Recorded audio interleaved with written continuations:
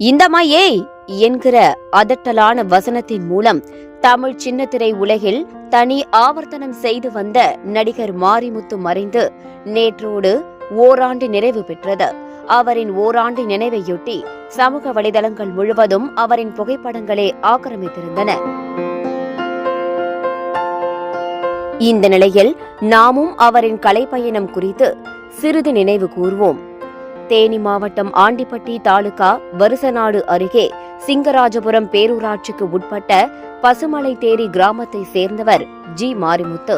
Cinema ஆசையால் சிறுவயதிலேயே சென்னை வந்த அவர் அப்போது இயக்குநர்களாக ஜொலித்த ராஜ்கிரண், மணிரத்னம், சீமான், வசந்த் உள்ளிட்டவர்களிடம் உதவி இயக்குநராக பணியாற்றினார்.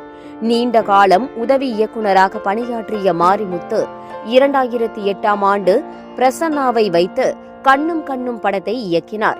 இந்த படம் விமர்சன ரீதியாக நல்ல பெயரை கொடுத்தது. வடிவேலு காமெடி இன்றளவும் எவர்கிரீன். இதனையடுத்து 2014ஆம் ஆண்டு இவர் இயக்கத்தில் புலிவால் படம் ரிலீஸ் ஆனது. மாரிமுத்துவின் படங்கள் வணிக ரீதியாக பெரிய அளவில் வெற்றி பெறாததால் நடிப்பு துறையில் கவனம் செலுத்தினார்.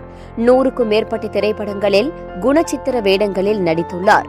பரியேறும் பெருமாள் படத்தில் கதாநாயகி ஆனந்தியின் தந்தையாக நடித்தார். அந்த கதாபாத்திரம் மிக பெரிய அளவில் பேச பொருளானது.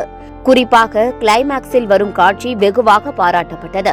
அதேபோல ரஜினி நடித்து சூப்பர் டூப்பர் ஹிட்டான ஜெயிலர் திரைப்படத்தில் வில்லனுக்கு வலதுகரமாக உதவியாளராக படம் முழுக்க வந்து நடிப்பால் அனைவரின் கவனத்தையும் ஈர்த்தவர் மாரிமுத்து. திரைப்படத்துறையை அடுத்து சின்ன திரை சீரியல்களிலும் நடித்து வந்தார் மாரிமுத்து. பல்வேறு படங்களில் நடித்திருந்தாலும் சின்ன திரையில் வெளியாகும் எதிர்நீச்சல் மெகா சீரியல் மூலம் மிகவும் பிரபலமானார். குறிப்பாக குணசேகரன் எனும் கதாபாத்திரத்தை ஏற்றிருந்த அவர் இந்தம்மா ஏய் என பேசும் வசனம் சமூக வலைதளங்களில் பிரபலமாக இருந்தது. தான் நடித்து வந்த எதிர்நீச்சல் மெகா சீரியலுக்கான டப்பிங் பணி முடிந்து வீடு திரும்பிய போது மாரடைப்பு ஏற்பட்டு கடந்த ஆண்டு செப்டம்பர் 8ஆம் தேதி மாரிமுத்து உயிரிழந்தார். அவரின் இறப்புக்கு முன்பாக சமூக வலைதளங்களில் அவரின் பேட்டிகள், பேச்சுகள் வைரலானது. சீரியலில் அவர் நடித்த சில காட்சிகளை ட்ரோல் மெட்டீரியலாக பயன்படுத்தினர். லைம்லைட்டில் இருந்து வந்த நிலையில் அவரின் இறப்பு செய்தி ரசிகர்கள் மத்தியில் அதிர்ச்சியை ஏற்படுத்தியது. அவர் மறைந்து ஓராண்டு ஆனாலும் இன்றளவும் தமிழ் ரசிகர்களால் கொண்டாடக்கூடியவராக அவர் இருக்கிறார் என்றால் அது மிக இல்லை.